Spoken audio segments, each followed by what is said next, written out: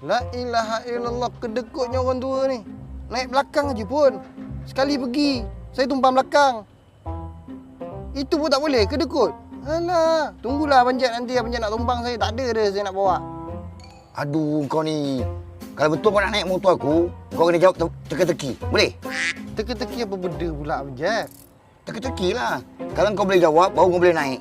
Kalau kau tak boleh jawab, bye-bye lah. Benda teka-teki tu sebab Kakak dia umur 20 tahun.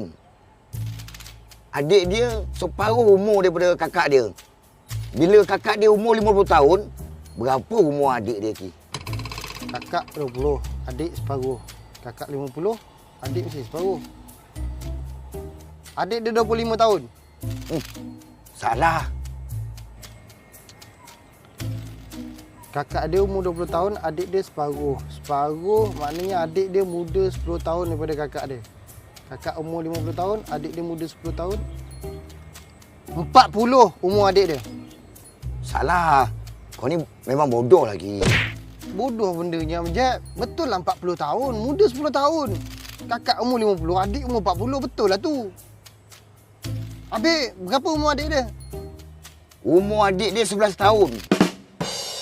Apa hal pula 11? Masa kakak dia umur 20 tahun, adik dia 10 tahun kan? Bila umur kakak dia naik 21 tahun, adik dia meninggal. Pasal tu adik dia umur dia 11 tahun.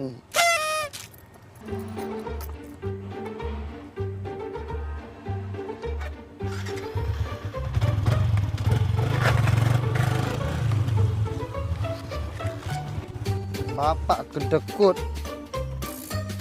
Dia masin. Dia yang ajak orang,